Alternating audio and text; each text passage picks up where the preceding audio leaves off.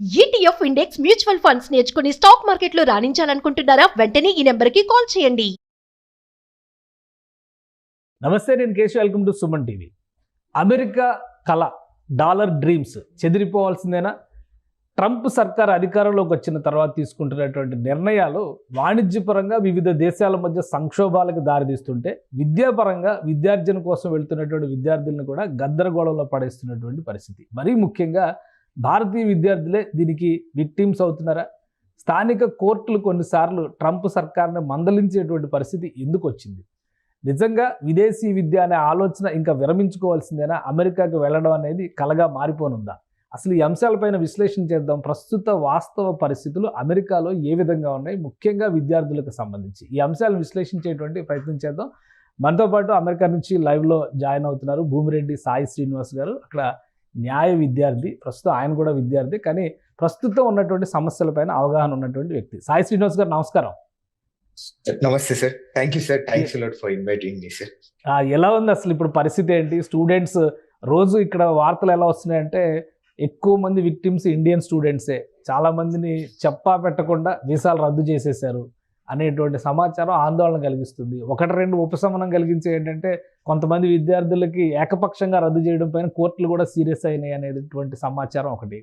So ఏంటి వాస్తవ పరిస్థితి ఏంటి అమెరికాలో ఉన్నటువంటి విద్యార్థులు ప్లస్ పర్టికులర్గా ఇండియన్ స్టూడెంట్స్? మీరు అన్నది కొంచెం ఇబ్బందికరంగానే ఉంది సార్. అందరూ ఆందోళనగానే చెందుతున్నారు.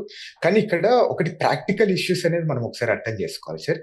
ఇప్పుడు సెవీస్ కానీ వీసాస్ కానీ దేనికి టర్మినేట్ అయ్యాయి అంటే, వాళ్ళ మీద క్రిమినల్ రికార్డ్స్ ఉండడం వల్ల టర్మినేట్ అయ్యాయి సార్. ఓకే. అట్లనే మీరు చూసుకుంటే చిన్న చిన్న మైనర్ ఇష్యూస్ కూడా వాళ్ళ వీసాస్ టర్మినేట్ అయ్యాయి. అంటే ఫర్ ఎగ్జాంపుల్ ఇప్పుడు కొంతమంది ఏం చేస్తారంటే ఓవర్ స్పీడ్ పోవడము, అట్లనే లేకపోతే డ్రంక్ అండ్ డ్రైవ్ చేయడం. అంటే డ్రంక్ అండ్ డ్రైవ్ అనేది ఇక్కడ చాలా serious crime sir. Okay. So normal గా ఫైన్ కట్టకోకుండా చాలా రోజులు తిరగడము, లేకపోతే డ్రైవింగ్ లైసెన్స్ లేకుండా డ్రైవ్ చేయడం, ఇట్లాంటి చిన్న చిన్న ఇష్యూస్ కూడా వీసా టర్మినేట్ అయిపోయి. ఇది అంటే ఇది మనకు బేసిక్ ఇష్యూస్ లాగా అనిపించినా గానీ ఇక్కడ చాలా సీరియస్ గా తీసుకున్నారు సార్. అంటే మన దగ్గర అలవాటు అయిపోయింది కాబట్టి అది పెద్ద సీరియస్ అఫెన్స్ లా మనం ఫీల్ అవ్వకపోవచ్చు. అవునవును, అది నిజం సార్. అంటే ఇదంతా స్టార్ట్ అయింది సార్ April 4 నుండి ఈ సెవీస్ టర్మినేషన్ కానీ వీసా రివోకేషన్స్ కానీ స్టార్ట్ అయినాయి సార్. ఓకే. April 4 నుండి ఈ రోజు వరకు సుమారు 5,000 మంది విద్యార్థులు సెవీస్ కానీ వీసా టర్మినేట్ అయ్యాయి.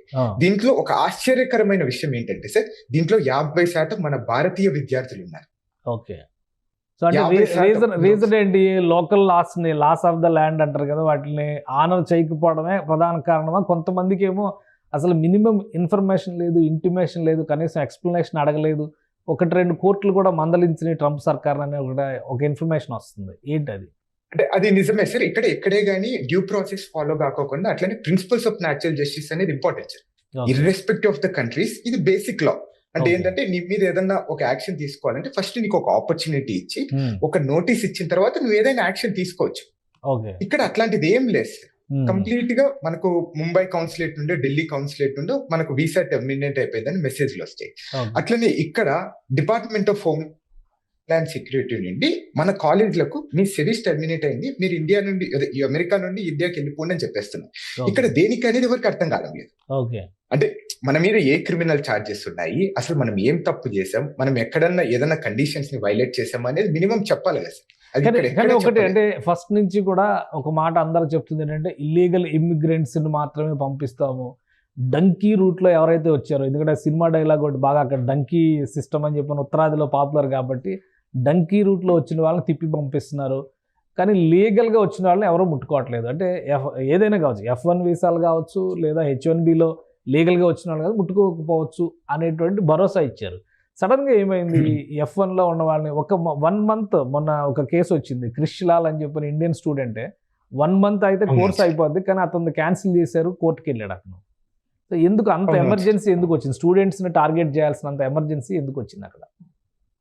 అంటే అది ఇంకా అది ఏం ఇంటెన్షన్ అర్థం కాలేదు సార్. కానీ కొంచెం భయం అనేది క్రియేట్ చేయడానికి ట్రై చేస్తున్నాడు అని నేనంటే అర్థమైంది సార్ నాకు. అంటే మీరు ఏది తప్పు చేయకండి, మీరు ఏ తప్పు చేసినా మిమ్మల్ని మేము చూస్తూనే ఉంటాము అని. అంటే రీసెంట్ గా మీరు చూసింటారు కొన్ని యూనివర్సిటీస్ లో, హార్వర్డ్ లో కానీ అట్లనే కొలంబియా యూనివర్సిటీస్ లో ఎక్కువ ప్రొటెస్టులు జరుగుతుంటాయి సార్. అంటే గ్లోబల్ లో ఏ ఇష్యూ జరిగినా కానీ అక్కడ ఇగ్నైట్ అయిపోతుంది. ఓకే.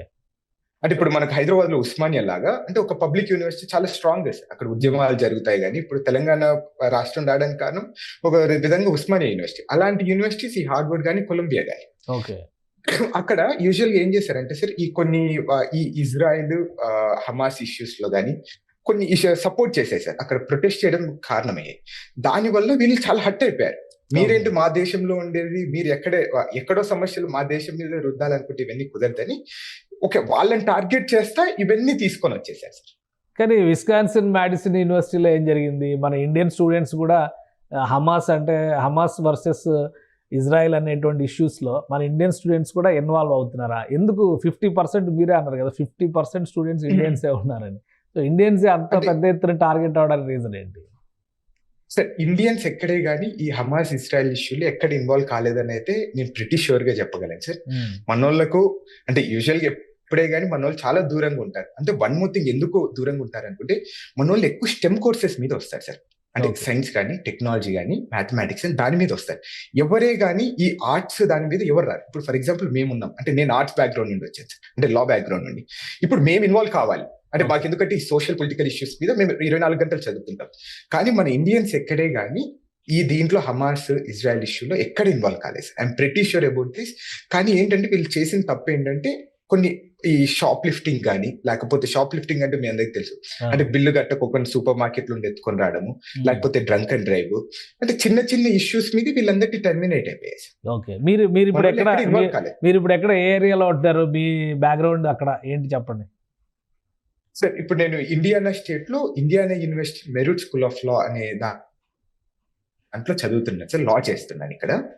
సో నాది కూడా మేలో గ్రాడ్యుయేషన్ అయిపోతుంది సార్. సో ఎట్లా ఉంది మీ కాలేజ్ పరిస్థితి ఏంటి అక్కడ, ఎట్లా ఉంది? మా కాలేజ్ లో ఒక సుమారు 11 మంది వీసా సిరీస్ టర్మినేట్ అయిపోయాయి సార్. అంటే కానీ వాళ్ళది ఎక్కడే కానీ మాకు తెలిసిన ఇన్ఫర్మేషన్ ప్రకారం వాళ్ళు ఎక్కడే కానీ ఇజ్రాయెల్ హమాస్ ఇష్యూస్ లో కానీ లేకపోతే ఈ పొలిటికల్ ఇష్యూస్ లో ఎవరికి కాలేదు.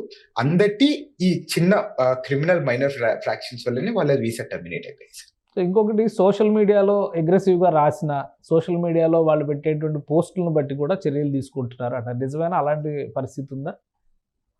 అంటే అఫీషియల్ గా అయితే అలాంటి పరిస్థితే ఉంది సార్. అంటే వాళ్ళు క్లియర్ గా డిపార్ట్మెంట్ ఆఫ్ హోమ్లాండ్ సెక్యూరిటీ వాళ్ళు కానీ యుఎస్సిఎస్ఎస్ వాళ్ళు చాలా క్లియర్ గా చెప్పారు, మీరు ఏది అంటే యాంటీ సెమిటిజం కానీ లేకపోతే టెర్రరిస్ట్ గ్రూప్లకు మీరు సపోర్ట్ చేస్తే సోషల్ మీడియాలో పెడితే మిమ్మల్ని డిపోర్ట్ చేయడానికి ఉపయోగించము అని చెప్పేశారు సార్.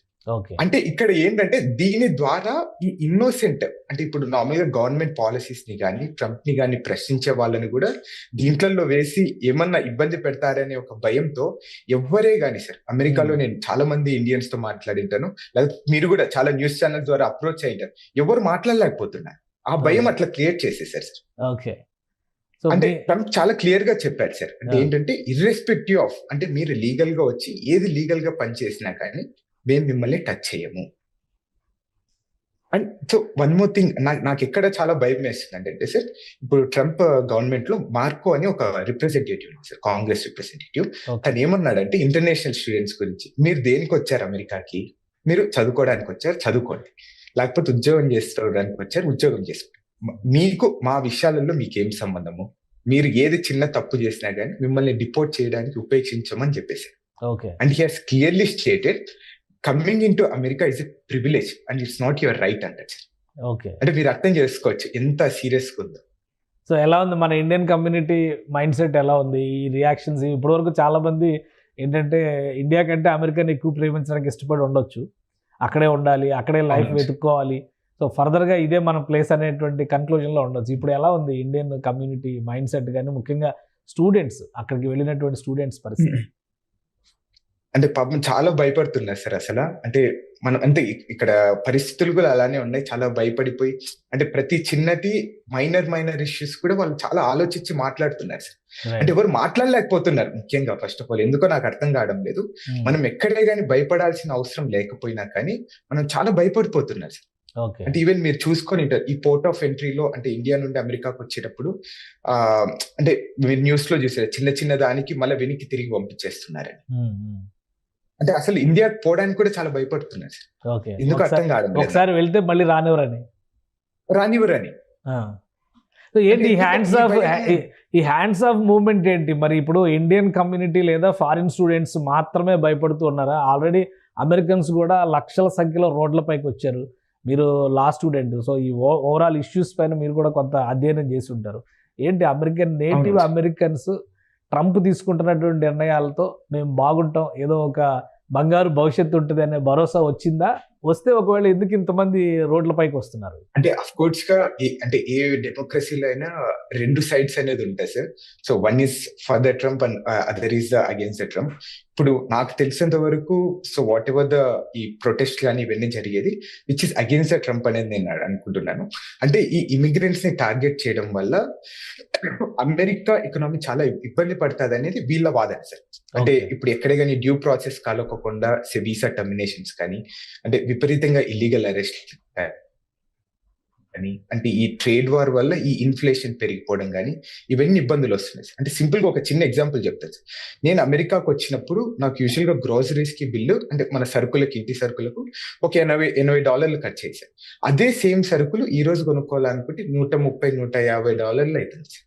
మీరు అర్థం చేసుకోవచ్చు అంటే ఎంత ఈ ట్రేడ్ వార్ వల్ల ఎంత ఇన్ఫ్లేషన్ రేట్ పెరిగిపోయింది.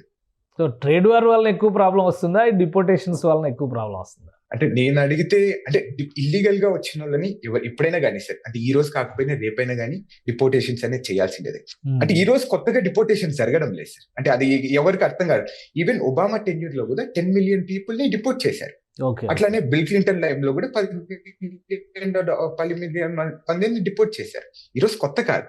అంటే ఈ రోజు ఏంటంటే ఈ అటెన్షన్ అనేది తీసుకొని వచ్చారు సార్. అంటే what happens in America, so world gonna effect అనేది, అంటే అమెరికా అనేది so God father of the world కానీ ఇలా తీసుకొని రావడం వల్ల మనం చిన్న మైనర్ ఇష్యూస్ కూడా అమెరికాలో ఏది జరిగినా మనం భయపడిపోతున్నాం వరల్డ్ అంతా.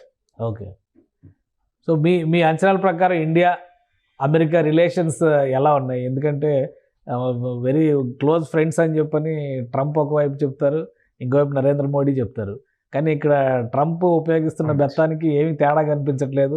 ఇండియాని, చైనాని, పాకిస్తాన్ని అన్నింటిని కూడా ఒకే తరహాలో బాధేస్తున్నారు అనేటువంటి అభిప్రాయం వస్తుంది. మీకు ఎలా అనిపిస్తుంది? అవునవును సార్. అంటే so I don't want to comment on it sir. అంటే ఇట్స్ అంటే నేషనల్ పాలసీస్ కదా సార్. మనం ఒక కంట్రీ వాళ్ళ ఎప్పుడైనా కానీ వాళ్ళు బాగుపడాలి, మేమే బెనిఫిట్ కావాలి ఈ వరల్డ్ లో అనుకుంటారు. So that's what the Trump is doing right now. కానీ ఏమైతుందంటే సార్, అంటే డాలర్ అనేది వరల్డ్ లోకి చాలా ఇన్ఫ్యూజ్ అయిపోయింది సార్. అది ఇక్కడ ప్రాబ్లం. అంటే ఏమైతే ఒక చిన్న ఇష్యూ జరిగినా కదా సార్, మొన్న ఎక్కడో ఈ డిపోటేషన్స్ దాని గురించి కానీ, లేకపోతే ఈ ట్రేడ్ వార్ గురించి కానీ ఒక చిన్న స్టేట్మెంట్ ట్రంప్ పాస్ చేస్తేనే మార్కెట్ అంతా కొలాప్స్ అయిపోయింది. మీరు బాగా చూసుకుంటే వరల్డ్ లో మార్కెట్ అంతా, అంటే డాలర్ అంతగా ఇన్ఫ్యూజ్ అయింది. అది కొంచెం భయం వేస్తుంది సార్ మనకి. ఓకే, సో ఓవరాల్గా లైఫ్ స్టైల్ కానీ, లైఫ్ పైన ఇంపాక్ట్ కానీ మీ అభిప్రాయం ప్రకారం ఇది ఒక తాత్కాలికమైనటువంటి అంశంగానే చూస్తారా, లేదంటే ఈ టెన్యూర్ మొత్తం కూడా మేక్ అమెరికా గ్రేట్ అగైన్ అన్న రీతిలోనే ముందుకెళ్లే అవకాశాలు ఉంటాయా? అంటే ఈ టర్మ్ అంతా ఇలానే ఉంటుందని నేను అనుకుంటాను సార్. కానీ ఆల్రెడీ మీరు రిజల్ట్స్ అనేది చూస్తున్నారు. ఇప్పుడు Indian students almost last time 2 లక్షల మంది వస్తే ఈసారికి 23% తగ్గిపోయారు సార్. మీరు అప్పుడే ఆ ఎఫెక్ట్ అనేది అర్థం చేసుకోండి. ఈ 4 నెలల పాలనలోని ఒక 23% ఇండియన్ స్టూడెంట్స్, అలానే $43 billion సార్ మన ఇండియా నుండి మన ఇండియన్ స్టూడెంట్స్ అమెరికాకి తీసుకొని వస్తారు. అంటే ఫీజుల రూపంలో కానీ, మనము సేవింగ్స్ రూపంలో కానీ ఇవంతా తగ్గిపోయాయి. అంటే మీరు ఒక్కసారి ఎఫెక్ట్ అనేది అర్థం చేసుకోండి, ఒక చిన్న సింపుల్ రీజన్. ఓకే, ఇంకేంటి ఈ డాలర్ డ్రీమ్స్ కి సంబంధించి ఒకటి మీరు ఏం చెప్పాలంటే, ఇక్కడ నుంచి అమెరికా వెళ్ళి చదువుకోవడం, మొన్నటి వరకు ఏమో కెనడా అంటే భయపడిపోయారు. కెనడాలో బాగుంటుంది అనుకునే ఎడ్యుకేషన్ సిస్టమ్ బాగుంటుంది అనుకునే దగ్గర నుంచి కెనడా వెళ్ళాలంటేనే భయపడ్డారు. ఇప్పుడు అమెరికా అదే పరిస్థితి. అలానే కొద్ది రోజుల క్రితం, అంటే లాస్ట్ అకాడమిక్ ఇయర్ టైంలో కూడా ఆస్ట్రేలియా కూడా చాలా ఫీజులు పెంచేసింది ఇండియన్ స్టూడెంట్స్కి పర్టికులర్గా. సో మనం విదేశీ విద్యకి ఈ మధ్య ప్రభుత్వాలే ప్రోత్సహిస్తున్నాయి ఇక్కడ లోకల్గా, కానీ విదేశాల్లో మాత్రం నో ఎంట్రీ బోర్డులు పెడుతున్నాయి. ఏంటి మీరు ఇచ్చే సలహా ఏంటి స్టూడెంట్స్కి కానీ, లేదా ఫర్దర్గా హైయర్ స్టడీస్ కోసం ఫారిన్ ఎడ్యుకేషన్ చూడాలనుకునేటువంటి వాళ్ళకి మీరు ఏం చెప్తారు? సార్ ఇక్కడ అంటే ప్రాక్టికల్ గా ఒకటి సార్, మీరు చదువుకోవాలి అనుకుంటే తప్పకుండా అమెరికాకి రావాలి సార్. నేను అస్సలు డినే చేయను. కానీ ఇక్కడికి వచ్చిన తర్వాత కొంతమంది విద్యార్థులు అంటే తప్పకుండా ఉంటారు సార్, 10%, 15%. వీళ్ళు ఏం చేస్తున్నారంటే సార్, అమెరికాకి రావడమే వచ్చి ఇది ఒక చిన్న కాలేజెస్ లో చేరుతారు సార్. అంటే అక్కడ ఒక 15 లక్షలు 16 లక్షలు ఫీజులు విపరీతంగా పార్ట్ టైం చేసేస్తున్నారు సార్. ఇంకా కాలేజ్ పోరు, జస్ట్ పార్ట్ టైమే. ఓకే, అంటే వాళ్ళకి 2 ఏళ్ళు కోర్సు 3 ఏళ్ళు వర్క్ ఆథరైజేషన్ సార్. ఈ 5 ఏళ్ళు పార్ట్ టైం చేసేస్తున్నారు. మళ్ళీ ఇండియాకి వెళ్ళిపోతుంది. దీని వల్ల మన వాళ్ళకి ఎఫెక్ట్ వస్తుంది సార్. ఓకే. ఏంటి అసలు సిస్టమ్ అంటే ఒక ప్రొసీజర్ ఏదో ఉండి కదా అక్కడ, అంత ఈజీగా యాక్సెసిబిలిటీ ఉంటుందా, లేదా పర్యవేక్షణ లేకపోవడాన్ని మన వాళ్ళు అడ్వాంటేజ్ గా చేసుకుంటున్నారా? అంటే పర్యవేక్షణ లేకపోవడం వల్లనే ఇవన్నీ జరిగాయి అనుకుంటున్నా సార్. ఇప్పుడు రైట్ నో ఆ రూల్స్ అన్ని స్ట్రింజెంట్ గా చేస్తున్నారు అంతే. ఓకే, అంటే పాత రూల్స్ ఇప్పుడు స్ట్రాంగ్ గా అమలు చేస్తున్నట్టు చూడాలి మనం. అంతే సార్. ఇప్పుడు ఈ అంటే ఇమిగ్రేషన్ అండ్ నేషనాలిటీ యాక్ట్ అనేది ఎప్పుడు నుండి 1996 నుండి ఉంది సార్. అది ఇప్పుడు ఈ రోజు ఏమైతుందంటే అది ఇన్వోక్ చేసేసి విపరీతమైన పర్యవేక్షణలో పెట్టేస్తున్నారు సార్. మనల్ని వాచ్ డాగ్ లాగా అబ్జర్వ్ చేస్తున్నారు వాళ్ళంతా. ఓకే. ఇప్పుడు మీరందరూ ఈ కేసులలో చూసుకుంటే సార్, అక్కడ క్లియర్ గా కేసులో రాసింది సార్. అంటే ఇమిగ్రేషన్ అండ్ నేషనాలిటీ యాక్ట్ లో 214 అనే statue 8 code of federal regulation లో రాసింది సార్. మీకు 2 కండిషన్స్ ద్వారా మీ సెవీస్ ని రివోక్ చేసే రైట్ మా దగ్గర ఉంది అని చెప్తారు సార్. ఒకటి ఏంటంటే మీరు ఏదన్నా కానీ ఇల్లీగల్ గా పార్ట్ టైం చేసినా కానీ, లేకపోతే మీరు ఇక్కడికి వచ్చి చదువుకోవడానికి వచ్చి వేరే అదర్ వర్క్ చేసినా కానీ, లేకపోతే మీరు కోర్సు సరిగ్గా మెయింటైన్ చేయకపోయినా మీ సెవీస్ ని మేము టర్మినేట్ చేస్తామని చెప్పింది. ఇదేంటి సార్, ఇక్కడ 2 కండిషన్స్ ఉంది అక్కడ కూడా. ఇది కాలేజ్ వాళ్ళు చేసేసారు, అంటే స్కూల్ ద్వారా మన సెవీస్ ని టర్మినేట్ చేయొచ్చు. కానీ ఇక్కడ ప్రాబ్లం ఏమైంది, ట్రంప్ గవర్నమెంట్ ఇక్కడ ఒక చిన్న మిస్టేక్ చేసింది. ఏంటంటే వాళ్లకు 3 కండిషన్స్ లో వాళ్ళు మన సిటీస్ ని టర్మినేట్ చేసే రైట్ ఉంటుంది. ఫస్ట్ కండిషన్ ఏంటంటే వీళ్ళు ఎవరైనా ఇల్లీగల్ గా మన కంట్రీకి వచ్చినప్పుడు వాళ్లకు సరే మీరు హ్యుమానిటేరియన్ గ్రౌండ్స్ మీద మీరు ఆ కంట్రీలో ఉండండి అని వీళ్ళకి ఒక సిటీస్ ఇస్తారు సార్. ఆ కండిషన్ మీద డిహెచ్ఎస్ టర్మినేట్ చేయొచ్చు. సెకండ్ కండిషన్ ఏంటంటే కాంగ్రెస్ లో ప్రైవేట్ ఇమిగ్రేషన్ బిల్ తీసుకొని వచ్చి మన వీసాస్ అన్ని టర్మినేట్ చేయొచ్చు. అట్లనే థర్డ్ కండిషన్ ఏంటంటే వీళ్ళు ఫెడరల్ రిజిస్టర్ లో వీళ్ళ పేర్లు, అంటే ఫర్ ఎగ్జాంపుల్ నా పేరే సాయి శ్రీనివాస్ రెడ్డి, ఇతను పబ్లిక్ సేఫ్టీకి ఇబ్బందికరంగా ఉన్నాడు, లేకపోతే నేషనల్ సెక్యూరిటీకి ఇబ్బందికరంగా ఉన్నాడు అనుకొని చెప్పి ఆ ఫెడరల్ రిజిస్టర్ లో ఉంటేనే మన డిపార్ట్మెంట్ ఆఫ్ హోమ్లాండ్ సెక్యూరిటీ వాళ్ళు మన సివీస్ ని టర్మినేట్ చేయొచ్చు. కానీ ఈ 3 పాయింట్స్ లో మన ఇండియన్ స్టూడెంట్స్ కానీ మన వరల్డ్ లో ఉన్న స్టూడెంట్స్ కి ఎక్కడే కానీ వీసా టర్మినేట్ కాలేదు. అదే రీజన్ మీద ఇప్పుడు కోర్టులంతా ఆర్డర్స్ ఇస్తున్నాయి సార్.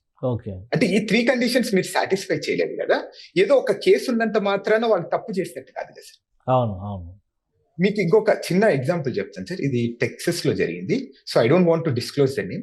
ఏమైందంటే అతనికి 2020లో తన మీద ఒక చిన్న డొమెస్టిక్ వైలెన్స్ కేసు ఉంది సార్. అంటే అది కూడా కొట్టేశారు. అంటే హస్బెండ్ వైఫ్ అయిన తర్వాత తప్పకుండా గొడవలు అనేది ఉంటాయి కదా సార్ ఇంట్లో. సో పోలీసులు ఆ టైంలో వచ్చినప్పుడు అతను చెయ్యెత్తేశారు సార్. చెయ్యెత్తుతానే పోలీసులు అప్పుడే ఎంటర్ అయిపోయారు.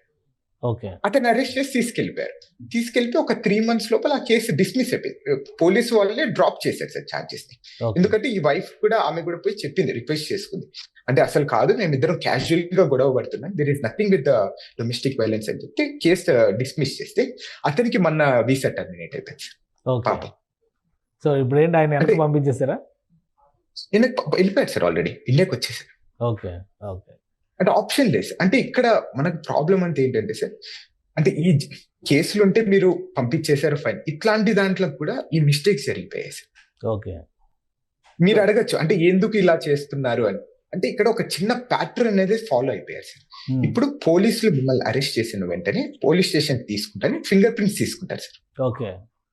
అంటే మీ మీద కేసు ఉంటే జస్ట్ కేసు ఫైల్ చేస్తా అని ఫింగర్ ప్రింట్స్ తీసేసుకుంటారు. అంటే మీరు జైలుకి పోయినారా లేదా అని ఆలోచన. ఈ ఫింగర్ ప్రింట్స్ ఎవరెవరు ఉన్నారో ఈ క్రిమినల్ డిపార్ట్మెంట్ వాళ్ళు, domestic department of homeland security వాళ్ళు కనెక్ట్ చేసుకుని ఫింగర్ ప్రింట్స్ ఉన్న వాళ్ళందరికీ టర్మినేట్ చేశారు సార్. సో ఇంకా వాళ్ళ పరిస్థితి ఏంటి? వాళ్ళంటే అప్పీల్ చేయడానికి కానీ రిక్వెస్ట్ చేయడానికి కానీ వివరణ ఇవ్వడానికి కానీ ఏది అవకాశమే లేదా? డైరెక్ట్ టెర్మినేషన్ చేస్తారు. సో అది లీగల్ గా మరి కొంతమంది ఫైట్ చేస్తున్నారు కదా, ఆ పాసిబిలిటీస్ ఏం లేవా? విత్ ఇన్ నో టైమ్ వెంటనే పంపించేసే ఏర్పాట్లు చేస్తుందా గవర్నమెంట్? ఇప్పటికైతే ఎవరిని కానీ డిస్టర్బ్ చేసినట్టయితే ఎక్కడైనా సందర్భాలు లేదు సార్.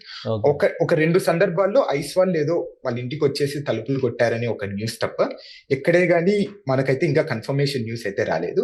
ఎవరినే కానీ డిపోర్ట్ చేయలేదు సార్. కానీ ఇక్కడ కూడా ఒక చిన్న మతలబ్ ఉంది ఏంటంటే సార్, ప్రతి స్టేట్ డిఫరెంట్ రూలింగ్స్ ఇస్తున్నాయి సార్. అది చాలా భయాందోళనకరంగా ఉంది. ఇప్పుడు మీరు అంటున్నారు మన ఏదో యూనివర్సిటీ ఆఫ్ విస్కాన్సిన్ లో మన ఇండియన్ విద్యార్థికి ఆర్డర్ వచ్చిందని, మళ్ళీ అట్లనే నేనున్న స్టేట్ లో మన స్టూడెంట్స్ కి ఆర్డర్ రాలేదు, ఇవ్వలేదు. అంటే స్టేట్ బై స్టేట్ వేరే లాస్ ఉంటాయి అనుకుంటా కదా, అది ఒక యూనిఫామ్ లా అనేది మెయింటైన్ చేయడానికి అవకాశం ఉంటుంది అక్కడ? లేదు సార్, ఇప్పుడు ఫెడరల్ రెగ్యులేషన్ అనేది అంటే ఇమిగ్రేషన్ అనేది ఫెడరల్ లా, ఫెడరల్ లా అన్ని చోట్ల ఒకటే లా ఉంటుంది. ఓకే. అంటే ఎక్కడికైనా డిఫరెన్షియేట్ కాదు, కానీ ఇక్కడ ఇది వచ్చే కొద్దీ చాలా ఇబ్బంది పడిపోతుంది. అంటే ప్రతి జడ్జి డిఫరెంట్ గా రూలింగ్ చేస్తున్నారు. సో ఒకటి ఇప్పుడు ఇన్ని టెన్షన్స్ పడుతూ స్టూడెంట్స్ అమెరికా వచ్చిన తర్వాత ఇన్ని ఇబ్బందులు పడడం అనేది మీరేం సజెస్ట్ చేస్తారు? అంటే ఎడ్యుకేషన్ సిస్టంలో ప్రపంచంలో ఉన్నటువంటి అన్ని ప్లేసెస్ కంటే అమెరికా బెస్ట్ అనే ఫీలింగ్తో అక్కడికి వెళ్ళే ప్రయత్నం చేయాలా, లేదంటే ఆపర్చునిటీస్ ఆఫ్టర్ ఎడ్యుకేషన్ ఆపర్చునిటీస్ అద్భుతంగా ఉంటాయి కాబట్టి అమెరికా అనేది ఒక డ్రీమ్గా మారిపోయింది అనుకోవాలా? ఇప్పుడున్న సిస్టంలో మొత్తం ప్రపంచం ఒక గ్లోబల్ అయిపోయింది, మొత్తం గ్లోబల్ విలేజ్ అయిపోయింది. ఎక్కడి నుంచి ఏ కోర్స్ అయినా చేసేటువంటి వెసులుబాట్లు కూడా వచ్చేసినాయి.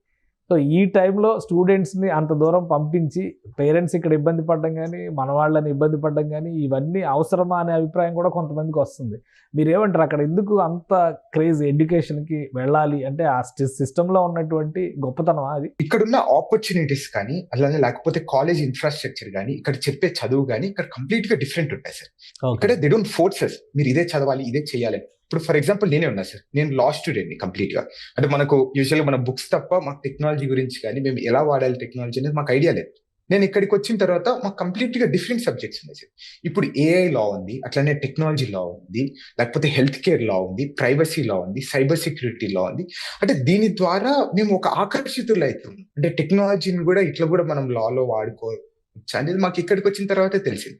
These are the different dimensions sir. మనం ఇక్కడికి వచ్చి చదువుకోవడానికి కారణము లేకపోతే అమెరికన్ డ్రీమ్స్ కానీ లేకపోతే ఇక్కడ ఉన్న పే కానీ, ఇక్కడ విపరీతమైన పే ఉంటుంది సార్ అడ్వకేట్స్ కి. మీరు ఇండియాలో మీరు చూసుకుంటారు అంటే ఎక్కడే కానీ కన్సల్టేషన్ ఫీ అనేది ఇండియాలో ఎక్కడ చూసింది సార్ నాకు తెలిసి. మేబీ ఢిల్లీలో ఆ టైం అక్కడ ఉండి ఉంటుంది. ఇక్కడ నార్మల్ గా మీరు ఒక చిన్న లాయర్ దగ్గరికి వెళ్ళి స్మాల్ ఫార్మ్ దగ్గరికి వెళ్ళి మాట్లాడాలనుకున్నా కానీ $100 మీరు ఫీజు కట్టండి, వాళ్ళు అసలు మీతో మాట్లాడారు సార్. ఓకే. సో ఇప్పుడు స్టూడెంట్స్కి ఇది ఒక అట్రాక్టివ్ డెస్టినేషన్ అవడానికి కారణం అక్కడ ఉన్న ఎడ్యుకేషన్ సిస్టమ్ అనేది మీ అభిప్రాయం? నా అభిప్రాయం అదే సార్. ఎడ్యుకేషన్ సిస్టమ్ అలానే ఆపర్చునిటీస్ సార్. అంటే అమెరికాలో ఉన్న ఆపర్చునిటీస్ అన్ని ఉన్నాయి సార్. నేను ఒక అటార్నీతో మాట్లాడుతున్నాను సార్. నేను మాట్లాడుతుంటే స్వామిని అడిగాను, నాకు ఇక్కడ ఛాన్స్ ఉంటుందా, నాకు ఇక్కడ ఆపర్చునిటీ ఉంటుందా అంటే ఆమె అన్నది ఏంటంటే US లో ప్రతి వాడికి ఆపర్చునిటీ వస్తుంది కానీ నువ్వు ప్రూవ్ చేసుకోవాలి ఆపర్చునిటీ రావడానికి అని చెప్పి. అంత ప్లేస్ ఉంది నీకు ఎవరు కాంపిటీషన్ కాదు. ఓకే. అంటే మీరు అర్థం చేసుకోండి సార్. అమ్మ అంత మాట అనిందంటే she one of the senior most attorney in the US. ఆమెనే నాతో నీవేం టెన్షన్ మన అవసరం లేదు, నువ్వు 4-5 years నువ్వు ఇక్కడ సెటిల్ కాగలవు, నీకు అంత అయిపోతే no opportunities gonna come to you. Okay. So ఇప్పుడు తీసుకుంటున్నటువంటి డెసిషన్స్ కానీ చేంజెస్ కానీ ఇవన్నీ కూడా కొంత తాత్కాలికం, ఒక 2-3 నెలల తర్వాత అన్నీ సర్దుమణుగుతాయి. మళ్ళీ అంటే మీరు మరీ పాత పద్ధతులు కాకపోయినా కానీ ప్రాపర్గా సిస్టమ్ని ఫాలో అయ్యే వాళ్ళకి ఎలాంటి ఇబ్బందులు ఉండకపోవచ్చు, ఇబ్బంది పెట్టకపోవచ్చు అని అనుకోవచ్చా? ఎస్ సార్, అదైతే నేను ప్రిటీ ష్యూర్గా ఉన్నాను. మీరు ఇక్కడికి వచ్చి ఏదైనా ఒక చిన్న మిస్టేక్ చేసినా కానీ, అంటే మిస్టేక్ చేయకూడదు సార్ ఎక్కడైనా కానీ, తప్పే. ఓకే. ఆ రూల్ ని అతిక్రమించడము మనల్ని సపోర్ట్ చేయడం అనేది కరెక్ట్ కాదు సార్. మీరు కరెక్ట్ కాదు, నేను కరెక్ట్ కాదు. సో మీరు ఇక్కడికి రండి, మీరు ఏ పని చేసుకోవడానికి వచ్చారు, మనం చదువుకోవడానికి వచ్చారు, మనం చదువుకుందాం అంతే, అంతవరకే. మనం ఏదే కానీ ఇల్లీగల్ గా కానీ అన్ఆథరైజ్డ్ గా ఏది చేసినా కానీ మన మీద వాళ్ళు కన్నేసి ఉంచుతారు. సో మీరు ఎక్కడ ఉంటారు? మీరు స్టేయింగ్ కానీ యూనివర్సిటీ ప్రెమిసెస్ లోనేనా? ఎందుకంటే యూనివర్సిటీ ప్రెమిసెస్ లో మాత్రమే జాబ్ ఆపర్చునిటీస్ ఉంటాయి. ఆ బయటికి వెళ్ళి జాబ్ చేస్తే మాత్రం మళ్ళీ అక్కడ కండిషన్స్ మారిపోతాయి. ఇట్లాంటివన్నీ కూడా ఉన్నాయి కదా అక్కడ రూల్స్. మీదే ఒక కేస్ స్టడీగా చూస్తే ఏం జరుగుతుంది, ఎలా ఉంటున్నారు, ఎక్కడ ఉంటున్నారు, ఏంటి పరిస్థితి? సార్ నేను with in the university premises లోనే ఉంటాయి సార్. నాది కంప్లీట్ గా ఒక కాలేజ్ టౌన్ సార్. ఇప్పుడు ఒక చిన్న పల్లెలో కాలేజ్ ఉంటుంది, ఇంకా అది ఓన్లీ కాలేజ్ స్టూడెంట్స్ కి తప్ప ఇంకా మిగతా వాళ్ళు ఎవరు ఉండరు సార్ ఇక్కడ. ఓకే. సో ఇక్కడ తప్పకుండా క్యాంపస్ లోని విపరీతమైన ఆపర్చునిటీస్ ఉంటాయి సార్. సో ప్రతి వాడికి పార్ట్ టైం దొరుకుతుంది ఇక్కడ మా కాలేజ్ లో. ఏదో ఒకటి, ఇప్పుడు లైబ్రరీలో పనిచేయడమా, లేకపోతే రిసెప్షనిస్ట్ గా పనిచేయడమా, లేకపోతే రెస్టారెంట్స్ కానీ, అందరికి ఆపర్చునిటీస్ ఉంటాయి. కానీ ఈ ఆపర్చునిటీస్ ప్రతి కాలేజ్ లో దొరకవు సార్, అది ప్రాబ్లం. ఇప్పుడు ఫర్ ఎగ్జాంపుల్ ఒక క్యాన్సర్ సిటీలో ఒక యూనివర్సిటీ ఉంటుంది అనుకోవచ్చు. ఆ యూనివర్సిటీలో అందరు మన వాళ్ళే ఉంటారు సార్. ఎంతమంది కన్నా ఆ యూనివర్సిటీ కూడా ఆపర్చునిటీస్ ఇవ్వలేదు. అంటే బికాస్ ఆఫ్ అది తక్కువ ఉండడం వల్ల, లేకపోతే కాలేజ్ సైజ్ తక్కువ ఉండడం వల్ల, లేకపోతే అక్కడ అవసరం లేకపోవడం వల్ల, హ్యూమన్ రిసోర్సెస్ ఈ డిఫరెంట్ కండిషన్స్ వల్ల వాళ్ళకి ఆపర్చునిటీస్ దొరకవు సార్. ఆ టైంలో మన వాళ్ళు అందరూ ఏం చేస్తారు అంటే ఆ దగ్గరున్న రెస్టారెంట్స్ లో కానీ, లేకపోతే పెట్రోల్ బంక్ లో కానీ, లేకపోతే లిక్కర్ స్టోర్ లో కానీ ఇవన్నీ పనిచేస్తున్నారు. దానివల్ల ఇవన్నీ ఇబ్బందుల్లో పడిపోతుంది. అంటే ఇక్కడ ఎందుకు చెప్తున్నానంటే సార్, మీ అందరికీ తెలుసు లిక్కర్ షాప్ ఇక్కడ అందరూ, అంటే లిక్కర్ అనేది ఇక్కడ కామన్ సార్. అందరూ ప్రతి చిన్న పార్టీకి మందు అవుతుంటారు, అవన్నీ కామన్. ఇక్కడ మనోళ్ళు ఈ లిక్కర్ షాప్ లో పనిచేయడం వల్ల చాలా ఇబ్బందులు ఫేస్ చేస్తున్నారు సార్. ఇక్కడ నార్మల్ గా మన ఇండియాలో ఎవరే గానీ, నాకు తెలిసినంత వరకు ఎవరే గానీ ఐడి చూసి మందు అమ్మడం అనేది ఎక్కడ లేదు సార్. ఓకే. సో కానీ యుఎస్ లో అది చాలా స్ట్రిక్ట్ గా చేస్తారు. ఇక్కడ ఏమైతుందంటే ఐడి లేనిది, ఇప్పుడు మీరు 60 ఏళ్ళు వయసు ఉన్నా కానీ ఐడి లేనిది తప్పకుండా వాడు మీకైతే మందు అమ్మాడు సార్. ఓకే. ఇక్కడ ఏమైతుందంటే ఈ చిన్న పిల్లోళ్ళు కొంచెం దీనిలోకి ఇన్ఫ్లుయెన్స్ కావడం వల్ల వాళ్ళు లిక్కర్ షాప్ కి వచ్చినప్పుడు మనోడు అక్కడ ఉంటున్నాడు సార్. మనోళ్ళు ఏం చేస్తున్నారు అంటే ఐడి చూడడానికి టైం లేకనో, లేకపోతే ఐడి చూడడానికి ఆ టైం కండిషన్స్ లేకనో, ఆ ఐడి చూడకుండా మందు అమ్మినప్పుడు పోలీసుడు వచ్చి మిమ్మల్ని అరెస్ట్ చేసి బొక్కలేస్తున్నారు సార్.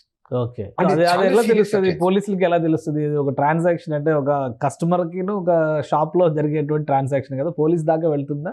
తప్పకుండా వెళ్తుంటాయి సార్. అంటే వాళ్ళు నాకు తెలిసినంత వరకు ఆల్మోస్ట్ అంతా కోవర్ట్ ఆపరేషన్స్ చేస్తున్నారని నేను అనుకుంటుంటాను సార్. ఓకే. ఓకే. అంటే ఫస్ట్ ఎవడో ఒకడు వచ్చి కొని పోయింటాడు సార్. వాడు 10 మందితో చెప్తాడు, పోలీసు వాడికి వాడి మీద డౌట్ వస్తుంది, ఓకే వీళ్ళు ఇట్లా చేస్తున్నారు. ఓకే. సో పోలీసులే మఫ్టీలో వచ్చి తీసుకెళ్ళినా కానీ ఆశ్చర్యపోవాల్సిన అవసరం లేదు కదా, మన వాళ్ళ యాటిట్యూడ్ బయటపడిపోద్ది. ఆశ్చర్యపోని అవసరం లేదు. అవునవును సార్. అట్లనే ఇక్కడ ఏమైతుందంటే సార్, పక్కన ఎవరైనా చూసినా అనుకో సార్, వీడు నువ్వు ఐడి కార్డు చూడకోకుండా ఎందుకు వీడికి మందు అమ్మావని వాడే కాల్ చేసి చెప్తున్నాడు పోలీసు, వీడు మైనర్లకు మందు అమ్ముతున్నాడు. సోషల్ రెస్పాన్సిబిలిటీ అది. సోషల్ రెస్పాన్స్ మన వాళ్ళు పట్టించుకోరు, అక్కడ వాళ్ళు పట్టించుకుంటారు, కొద్దిగా సీరియస్ గా పట్టించుకుంటారు. అవునవును సార్.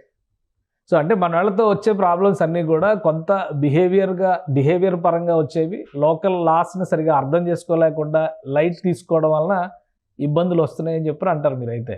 అదైతే నిజం సార్. ఇక్కడ అంటే ప్రతి స్టేట్ కి ఒక్కొక్క డిఫరెంట్ లా ఉంటుంది సార్. ఇక్కడ అది చాలా ప్రాబ్లం.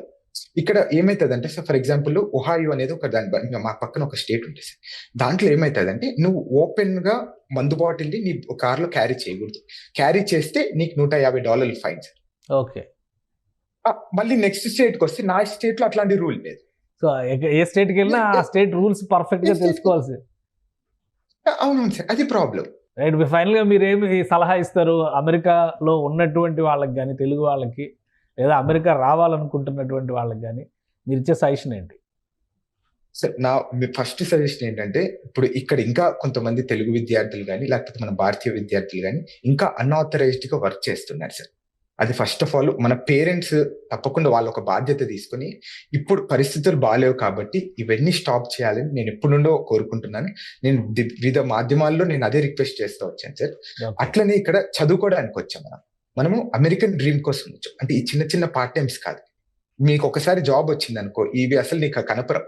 ఇక్కడ మన కష్టాలు ఉన్నా కానీ కొన్ని రోజులు మనము ఏ తప్పు పని చేయకోకుండా చదువుకోవడానికి వస్తే, చదువుకొని మనము జాబ్ తెచ్చుకొని ఉంటే మనం ప్రశాంతంగా ఉంటాం. We don't need to worry. మనం ఇక్కడ లీగల్ గా వచ్చాం, లీగల్ గా ఇన్ని లక్షలు పెట్టి మనం ఇక్కడ చదువుతున్నాం, లీగల్ గా ట్యాక్సెస్ కడుతున్నాము. మనం లీగల్ గా చేసినంత వరకు మనకి ఏ ఇబ్బంది ఉండదని నేను నమ్ముతున్నాను.